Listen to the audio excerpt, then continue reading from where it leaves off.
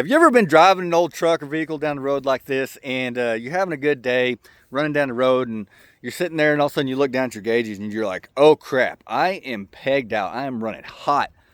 And the first thing you want to do is just shut the engine off. It's like, oh, I got to figure out what's going on, let it cool down. But if you've been around them, you know that just shutting it off usually makes it hotter. So if there's coolant in the system and your fan's working, getting that going down the road, air through the radiator, it's going to help cool your engine down, or just revving it up is going to cool it down, which is the complete opposite of what you think you would need to do in that situation, or something you really wouldn't think. Pro tip, I'm sure some of you guys have done it. Middle of the summertime, you're overheating. Blast that heater full blast, because you got another mini radiator underneath there, your heater core, and it's going to help cool things down. Even though you think why would I run the heater when the engine's overheating?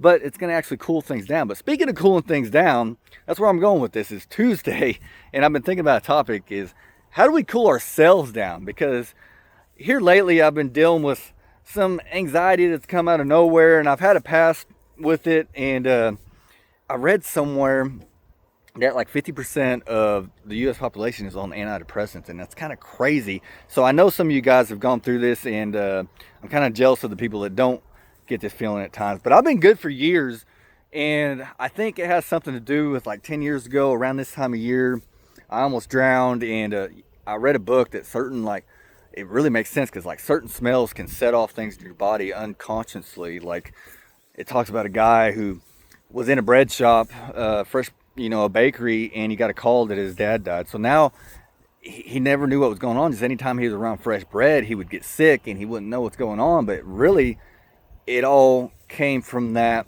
thing that happened years ago. And a lot of our stuff happens from, childhood trauma or whatever. I'm getting off tangent here, but for you guys, you girls that struggle sometimes, I had that episode the other day, and you can overcome it. It takes work. No pill's going to cure it. You're just covering up the symptom at that point. And I know it works for some people, and that's fine, but I chose not to go down that path, and went real deep down a personal development path and natural ways to get through that. So when something comes like that and you're like feeling that impending doom feeling, it's like you almost have like a this is it moment. So let's snap out of that. What's the first things we're going to do? We're going to do 5, 4, 3, 2, 1 method. So what's 5 things I can see? I can see the trees, I can see the grass, I can see my dog, I can see this pond, I can see whatever. So 4 things you can touch. I can touch everything that I'm seeing. Okay, what's 3 things you can smell? I smell exactly what I'm seeing. The fresh grass, the whatever. What's 2 things you can smell? You get it. You use your senses. The next thing is breathing. Before breathing, remind yourself, I've been through this. This is not the end. This is not a heart attack. This is anxiety. And what's helped me a lot is accepting it. Okay, this is anxiety. It's normal. Your body was built to put you on alert to certain things that may be going around you. So this shall pass. So that's something that helped me. And something that stuck with me the other day, my preacher talked about it, is he asked the question, have you ever felt sad? Well, yeah, we've all felt sad. Well, have you ever been happy? Well, yeah, we've all been happy. So that shows you right there that nothing is permanent. And I go through other quotes or metaphors in my head. Marcus Aurelius says, we suffer more in imagination than we do in reality. It's like, well, I can see that, because if you really think about what you're freaking out about, it hasn't happened yet. Why are you freaking out about something that hasn't happened yet? Because 99% of the time, what you're thinking worst case scenario is not going to happen. So remind yourself, touch things, whatever. But next thing is breathing. Real simple. Anybody can do it, even if you're just having a bad day, not necessarily anxiety. In through the nose for 4 to 6 to 7 seconds. Hold it for that same amount. Out through the mouth for that same amount. And that's going to reset your nervous system. It's weird. If you do it right, you can feel it just kind of come down and come over your body. And just those constant reminders, like, this shall pass, this isn't nothing, like, let's get through this. So another thing is you got to do something. Like I said, it goes back to the truck metaphor. Is you just want to shut off. You don't want to go to work. You want to huddle in your covers. You don't want to talk to anybody. It gets so bad you don't even want to look at your phone or anything like that. But you need to do the complete opposite of what you think you need to do. So go to work. Go to that person that you're nervous to get on. Get on that flight. Do the thing. And 100% of the time, that's why I always remind myself when I'm feeling these anxious feelings is, well, every time I've gone and done the thing, it ends up residing. It ends up quitting. I get my mind off things. So find something to do, whether that's running down the road, taking a walk. I take a mile walk every day without my phone. It's really helped me with certain things. But just do a task. If you're in your house, clean out your junk drawer, organize some things, do something with your hands. It's gonna ease your mind off, at least from bar graphing down. But if it's really feeling bad, I had to pull out this trick the other day, is you need to snap out of it. So, that's strip down, get in the shower, knock that thing as cold as it'll go. And you're going to start breathing hard. You think it's getting worse, but really it's going to reset everything. And I would recommend doing it daily. I actually start off all my showers with a minute straight cold as it'll go.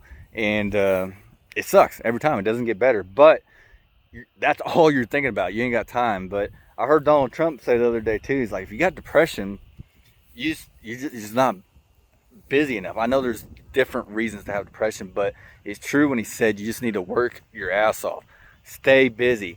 And that's a lot of reason why people have depression is they don't have a purpose. So figure out your purpose, write it down, write down some goals, work towards something rather than just floating through life. What is your 5-year plan? What are you working towards? If you don't know the answer to that, you need to figure it out. But another quick tip is natural. Like I said, I